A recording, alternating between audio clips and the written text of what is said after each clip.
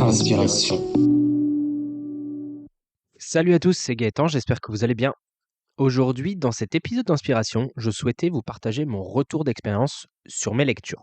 Je ne sais pas encore si on rangera l'épisode dans les leçons ou dans les book clubs, mais comme vous le savez, la lecture c'est un sujet très dominant dans notre podcast, et c'est dû au fait que Jules et moi, on lit beaucoup de livres. Et en parlant autour de moi de mes lectures, j'ai souvent les mêmes questions qui reviennent, et c'est pourquoi dans l'épisode d'aujourd'hui, qui sera un peu un bilan de 3 ans de lecture, je vous fais un débrief en 5 points sur ce que j'ai pu apprendre ou comprendre en mettant en place une habitude de lecture, et j'espère que voilà, ça vous éclairera et ça vous permettra de répondre à des questions que vous vous posez peut-être aussi vous de votre côté. Déjà, le premier point, c'est une question qui m'a souvent été posée. Je pense que c'est la question qu'on me pose le plus. C'est OK, tu lis des livres, c'est bien, mais qu'est-ce que tu lis au juste? Alors, pour comprendre comment je choisis mes livres, il faut comprendre comment je me suis mis à la lecture. Déjà, tout petit, toujours aimé lire, mais j'ai rencontré plusieurs difficultés à mettre en place une habitude de lecture. Déjà, la première, c'est qu'il était difficile pour moi de trouver des livres qui me plaisaient, de savoir exactement ce que je voulais lire et difficile de mettre en place une habitude de lecture tout simplement parce que j'avais pas forcément la rigueur, la détermination à mettre en place ce créneau où j'allais lire et je ne voyais pas forcément l'utilité non plus de me mettre à la lecture régulièrement. Et donc, j'ai fait toutes mes études en lisant essentiellement les œuvres qui étaient au programme, hein, et sur ma dernière année d'études, je suis parti en double diplôme en Écosse où j'ai étudié le management. Ce qui est particulier là-bas, c'est que la dernière année de master,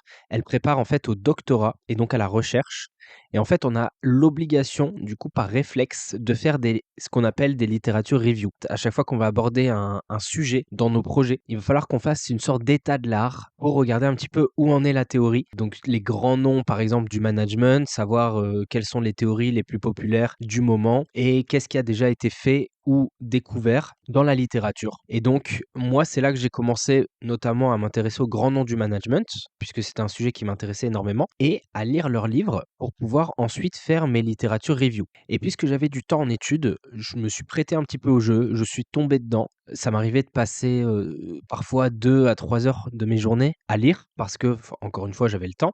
Petit à petit, j'ai diversifié mes lectures, et donc j'en ai fait vraiment une habitude de lecture à part entière. Et donc, au sortir de mes études, vraiment, c'est quelque chose que j'ai gardé avec moi. C'est pour ça que dans les 104 livres que j'ai lus en 3 ans, on va retrouver essentiellement, des livres business. Donc j'ai lu 36 livres business, sur mes 3 ans. Quand je parle de livres business, je parle de livres, en fait, qui concernent des sujets que j'utilise au jour le jour, dans mon travail. Donc que ça soit du management, que ça soit de la gestion de projet ou que ça soit du marketing, par exemple. Ensuite, on va retrouver donc des romans, donc 25 romans, ce qui est pas mal et qui répondait justement à une attente de mon côté parce que, j'aime beaucoup lire, j'aime lire des romans aussi et c'est pas parce qu'on lit des romans que, le temps de lecture est perdu. Il y a des romans qui sont vraiment très qualitatifs et donc, en mettant en place cette habitude de lecture, j'ai aussi appris à rechercher des livres à lire et à savoir un petit peu quel roman je souhaitais lire. Donc ça m'a beaucoup aidé et c'est pour ça que, 1/4 de mes lectures, ça reste quand même du roman. Et ensuite, on va retrouver donc 2 autres catégories qui sont l'apprentissage et le développement personnel. Quand je parle d'apprentissage, je parle de, voilà, pouvoir apprendre, des nouvelles compétences ou acquérir un nouveau savoir, que ça soit, par exemple du tout ce qui est body language ou encore, tout ce qui va être immobilier, finance et cetera. Vraiment tout le savoir qui n'est pas lié directement à mon travail, mais qui va me servir, voilà, pour tout ce qu'il y a autour. Et ensuite, développement personnel, c'est beaucoup de livres assez inspirants de personnes qui ont réalisé des choses et qui racontent, voilà, dans un livre un petit peu en mode, autobiographique, on va dire, qui racontent un petit peu les concepts qu'ils ont utilisés ou les choses qu'ils ont mis en place pour réussir, pour accomplir, voilà, ce qu'ils ont pu accomplir, dans leur vie. Si voilà, ça vous intéresse de savoir un petit peu plus en détail ce que j'ai lu, vous pouvez retrouver donc en description de cet épisode, je vais vous mettre une liste de livres. Alors je vais pas vous mettre les 104 hein, mais je vais vous mettre les livres vraiment que j'ai préférés, que je vous conseille et notamment les livres que j'ai commencé à lire au tout début de ces 3 ans de lecture. Ensuite, un deuxième point, une deuxième question qu'on me pose souvent, c'est: «Comment tu fais pour lire autant?» Faut savoir que pour lire 100 livres en 3 ans, forcément c'est une habitude qui est un petit peu exponentielle, hein, parce qu'au début, on commence toujours par une marche, pour monter un escalier. Moi, j'ai commencé par un livre. Le Secret, c'est le titre d'un livre que j'ai lu notamment, ce qui s'appelle Le pouvoir des habitudes. Parce que comme pour tout, en fait, mettre en place une habitude sur le long terme, ça devient exponentiel et on en récupère énormément de bénéfices, énormément de conséquences, de résultats. Et là, c'est spécialement satisfaisant pour le coup parce qu'on peut les compter. On peut jouer avec les objectifs, donc que ça soit le nombre de livres que je lis par mois, le nombre de livres que je lis par an. On peut avoir des mois de moins bien et pouvoir les rattraper assez facilement, du coup, en mettant un petit peu plus d'énergie et ensuite, bah, ça nous amène à des jolis chiffres, hein. Bon, 100 livres en 3 ans, il y a des personnes qui font plus, il y a des personnes qui font moins. Il y a des gens qui vont dire que c'est beaucoup, il y a des gens qui vont dire que c'est pas assez. Mais voilà, c'est quand même, ça fait quand même un bel effet, boule de neige entre guillemets, donc c'est assez satisfaisant. Mais pour mettre en place l'habitude, ça passe par se mettre déjà des créneaux de lecture dans la journée. Souvent, moi, c'est le matin. Déjà, ça permet de dédier du temps à la lecture et le fait de le faire le matin, ça permet aussi d'accomplir quelque chose et d'avoir en soi déjà réussi sa journée sur ce point-là. La volonté, elle est toujours plus forte quand on se réveille le matin que quand on rentre de cours ou qu'on rentre du travail et donc pour moi, c'est important aussi de me dire que voilà, je suis dans les meilleures, conditions pour être concentré et pouvoir accomplir, je sais pas, mes 15 pages, mes 20 pages, mon chapitre que je dois lire sur la journée. Et un deuxième point qui est important, c'est savoir protéger son habitude. J'utilise le terme vraiment protéger son habitude parce que pour moi, c'est quelque chose de fragile, l'habitude qui, à tout moment est vouée à être remise en question et donc ça passe déjà, ben, par protéger son créneau, hein, comme je l'ai dit, de savoir prioriser ces 15 minutes, ces 30 minutes que vous voulez dédier à la lecture, mais aussi savoir garder le plaisir de lire, la volonté de lire. Ça passe par le fait déjà de pas avoir trop de livres en stock à lire, sinon on va se décourager. On sait plus quoi lire, on voit une pile s'agrandir sans jamais diminuer. Moi, par exemple, j'ai toujours 2 ou 3 livres en stock pour choisir en fonction de mon mood, mais pas plus. Surtout qu'en fonction de mes lectures, ça m'arrive de changer de type de livre ou de sujet que je souhaite lire ensuite, en fonction de ce que je recherche à l'instant T, en fonction des problématiques que je rencontre au travail, en fonction des problématiques que je rencontre dans la vie perso aussi. J'ai besoin d'acquérir un nouveau skill assez rapidement, bah, je vais, prioriser un livre, je vais acheter un livre tout de suite et je sais que je vais pouvoir le faire parce que j'ai pas trop de livres en attente non plus. Après ça devient pas immense et voilà. Le stock de livres à lire, doit rester, on va dire maîtrisable et ensuite, on a aussi dans la protection de ses habitudes, le fait de savoir dire non.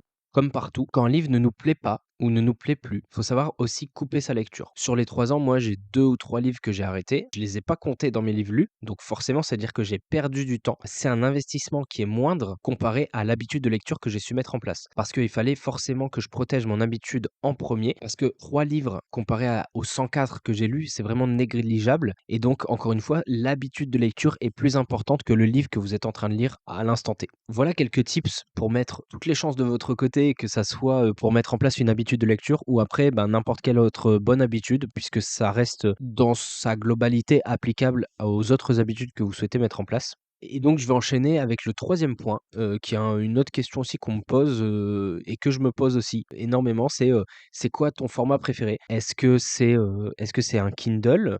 Est-ce que c'est un livre papier? Est-ce que c'est un audiobook? Pour ma part, sur mes 3 ans de lecture, j'ai pas écouté d'audiobook, donc je vais pas forcément en parler ici. Par contre, en effet, j'ai lu des livres Kindle, j'ai lu 10 de mes livres sur, Kindle. L'avantage de Kindle, encore une fois, c'est qu'on peut l'emporter partout, même quand on n'a pas prévu, quand on a du temps d'attente qui est, imprévu, c'est très facile de sortir son téléphone, ouvrir Kindle et ça nous évite, on va dire, de scroller à droite à gauche. Ça permet vraiment d'avoir une activité productive, quand on est sur un temps improductif. Faut savoir aussi que j'ai privilégié Kindle surtout quand j'étais étudiant. Déjà parce que quand on commence à lire beaucoup de livres, ça commence à coûter un petit peu cher et les livres sur Kindle restent, quand même moins chers et par rapport aux sites, par exemple, où j'achetais des livres d'occasion, c'était plus difficile de les trouver en anglais sur les sites d'occasion, où là, c'était essentiellement des livres en français, des romans et cetera. Donc quand je cherche des livres business en anglais très spécifiques, c'était plus facile à trouver en Kindle, c'était moins cher que de l'acheter, neuf et donc voilà, pour les livres en anglais, c'était plus facile pour moi de me tourner vers Kindle. Par contre, le livre papier, moi, de mon côté, je préfère vraiment l'expérience, ce côté, petit challenge où on commence à regarder le nombre de pages et voir que, on a dépassé la moitié du livre. On sait qu'il reste,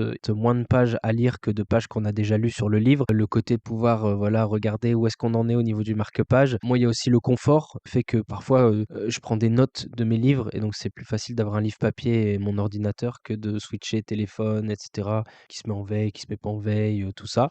Et le plus important pour moi, ça reste le côté social du livre, c'est-à-dire que le livre en tant qu'objet, on peut le passer de main en main. Et il peut avoir un impact qui est, super intéressant parce que tout simplement, quand j'ai lu un livre, je vais pouvoir, soit venir, mettre des petites notes dedans, mais aussi, bah, pouvoir le passer à un ami, à quelqu'un à qui je le conseille et ça permet de, bah, sociabiliser aussi autour du livre. C'est-à-dire que ça permet de lancer des conversations, ça permet d'être transmis et c'est beaucoup plus facile d'échanger des livres papier que, moi ça m'est déjà arrivé plusieurs fois quand je lis des livres qui sont vraiment, incroyables et que j'ai envie de partager autour de moi. Je suis un petit peu bloqué par, la partie, numérique en fait du format Kindle qui fait que, ce que je peux recommander c'est de l'acheter aussi du coup sans pouvoir le passer et je pense que ce qui fait aussi le pouvoir du livre, c'est qu'un seul exemplaire peut être passé dans 20, 30, 40 mains différentes, être lu par des dizaines de personnes, tout en restant, voilà, un seul et même unique objet et ça, je trouve ça très sympa. Et pour moi, c'est ça vraiment, qui fait que le livre, ça reste vraiment un super bel objet, un objet très important. Et pour terminer, hein, sur ce sujet, je pense que ça reste quand même, intéressant d'alterner les 2, que ça soit le format Kindle ou le format, papier. Encore une fois, pareil pour l'audiobook. Si demain c'est un support qui vous intéresse et avec lequel vous raisonnez plus que la lecture, Kindle ou papier, c'est quelque chose que vous pouvez tester et essayer de votre côté aussi et puis voyez quelle expérience vous préférez aussi. Moi, pour ma part, j'alterne un petit peu les 2, c'est-à-dire que, j'ai le Kindle qui est, encore une fois, hein, une alternative qui est un petit peu moins chère et qui me permet d'avoir toujours un ouvrage, sous la main, même si cette fois-ci le numérique et donc qui me permet de lire sur mon téléphone, pas sur une liseuse, plutôt pour des raisons, écologiques. Moi, j'utilise pas de liseuse, Kindle pour la simple et bonne raison que, ayant fait du green IT dans mon métier, j'ai découvert aussi que la majorité des émissions de CO2, donc tout ce qui est empreinte carbone autour du numérique, c'est lié à 60-70 à la production parce que il y a cette extraction de matières précieuses, de matières premières, du coup, qui est, pas forcément écologique et qui est, le plus gros impact, en fait et donc encore une fois, on parle de tout ce qui va être obsolescence programmée, mais le fait de, voilà, minimiser aussi le nombre d'appareils électroniques qu'on va utiliser, c'est aussi important et pour moi, le téléphone, voilà, c'est une expérience, qui reste quand même, acceptable. Après, voilà, ça va dépendre aussi des personnes, hein. Il y a des personnes qui vont plus raisonner avec la liseuse. Pour moi, voilà, le fait d'avoir un appareil électronique en plus, c'est sympa, mais finalement, ça me permet pas de résoudre l'inconvénient principal qui, pour moi, est le fait que, quand on se balade, on n'a pas toujours un livre sous la main et que le livre, moi, je l'ai sur mon téléphone. Donc c'est à dire que si j'ai pas toujours un livre sous la main et que j'ai une liseuse, il faut que je pense aussi à prendre ma liseuse. Donc ça reste quand même une contrainte. Donc voilà, moi, il y a ces petites raisons qui font que j'ai pas de liseuse et que en général, je recommande pas forcément la liseuse, mais c'est vrai que si on veut se poser et qu'on est plus, voilà, numérique, tout ça, c'est un très bon moyen aussi de se mettre à la lecture et donc c'est un bon support. Mais voilà, pour finir, moi j'ai toujours un Kindle, même si je lis beaucoup de livres papier. Là, par exemple, aujourd'hui, j'ai, un livre Kindle qui est en cours depuis 3 mois, que j'ai pas encore terminé. Je crois que je suis à 30. C'est un livre vraiment, qui n'est pas prioritaire pour moi, mais que je peux lire sur mes temps morts, mes temps d'attente et donc ça en fait une bonne lecture de fond et comme je le partage, la plupart du temps dans les book clubs, hein, je recommande plutôt Kindle pour tout ce qui va être roman, parce que tout ce qui est livres scientifiques, les livres en anglais, les livres un petit peu compliqués à lire, c'est beaucoup plus difficile à suivre, à se retrouver et à se motiver d'aller sur Kindle que, quand on lit en papier, on peut voir un petit peu où est-ce qu'on en est et c'est un petit peu plus facile à lire. Moi, je vous recommande plutôt Kindle, voilà, pour les romans. 4e point, ensuite, ce sont les bénéfices. Qu'est-ce que je retire finalement de ces 3 ans de lecture, de mes lectures en général? Je dirais déjà que pour moi, les lectures, c'est un moyen d'apprendre des choses, mais un des bénéfices principaux que j'ai retiré de la lecture, c'est la concentration. C'est que le fait de lire et surtout quand on lit des livres papier, on est complètement déconnecté de tout ce qui est, téléphone, ordinateur et le livre va rentrer en compétition avec justement ces appareils électroniques qui nous sollicitent, à droite à gauche. Moi, au début, quand je lisais et ça m'est arrivé d'avoir des habitudes de lecture un petit peu moins bonnes et cetera et donc quand je remettais en place des habitudes de lecture, je remarquais assez rapidement que sur mes créneaux, j'avais tendance à toujours regarder mon téléphone toutes les 5 secondes, même pour checker l'heure ou, regarder si j'avais des notifications alors que j'avais pas de notifications. J'avais vraiment du mal à me concentrer et c'est un petit peu comme un exercice méditatif où il faut savoir se dire: «Ah, je viens de remarquer que je viens de switcher sur mon téléphone. OK, il faut que je mette mon téléphone en poche, je vais le mettre un petit peu plus loin dans la pièce et cetera et je vais me reconcentrer sur ma lecture». En s'exerçant progressivement justement dans cette habitude-là et dans cette, régularité, dans cette rigueur, ça peut arriver une fois qu'on a, voilà, une habitude qui est bien en place, d'être, un petit peu en transe et de moi ça après, ça me permet de lire vraiment super longtemps, je vois plus forcément le temps passer. J'arrive à complètement déconnecter de mon téléphone et ça, c'est une capacité de concentration qui se travaille grâce à l'habitude de lecture. Je le ressens aussi après, au niveau des bénéfices, que ça soit au travail ou en général. Je gagne en capacité de concentration et ça, c'est quelque chose qui est très important. Encore une fois, dans un monde où on est, sans cesse en train de scroller, sans cesse dérangé par les notifications, sans cesse stimulé aussi. Le fait de pouvoir se concentrer sur des sujets de fond, pour moi, c'est quelque chose qui vient aussi grâce à la lecture et donc très important. Ça m'est arrivé très souvent, hein, pendant que je lisais, justement, quand on parlait de concentration. Ça vous est déjà probablement arrivé de lire un paragraphe où vos yeux défilent sur les lignes, mais votre cerveau fait pas forcément le lien et fait pas forcément sens du paragraphe que vous êtes en train de lire. Vous vous en rendez compte, vous êtes obligé de relire le paragraphe du début et donc ça, c'est le genre de concentration, qui s'exerce au fur et à mesure de votre habitude de lecture ou, il y a d'autres activités, hein, qui permettent de gagner en concentration, mais moi, c'est un bénéfice aussi, voilà, que j'ai retiré de mes lectures. Encore une fois, ben, comme je disais, en plus d'apprendre des choses, j'ai pu aussi exercer ma concentration et donc ça, c'est vraiment un gros plus. Et on arrive au dernier point qui est finalement à quoi bon? À quoi bon lire? Pourquoi lire en fait? Pourquoi est-ce que demain vous devriez mettre en place une habitude de lecture? À mon sens, il y a plein de raisons pour laquelle vous souhaiteriez mettre en place une habitude de lecture. Déjà parce que vous aimez lire et vous savez pas forcément ce que vous souhaiteriez lire, parce que vous souhaiteriez trouver des livres qui vont vous plaire et qui vont vous permettre, voilà, de vous épanouir, de stimuler votre imagination, par exemple avec le roman, ou d'apprendre des nouvelles compétences où vous documentez, voilà, sur tout ce qui va être, je sais pas, histoire, des sujets qui vous passionnent, en apprendre un petit peu plus. Moi, comme je l'ai dit, ce qui m'a vraiment le plus, stimulé, c'est, tout ce qui va être apprentissage,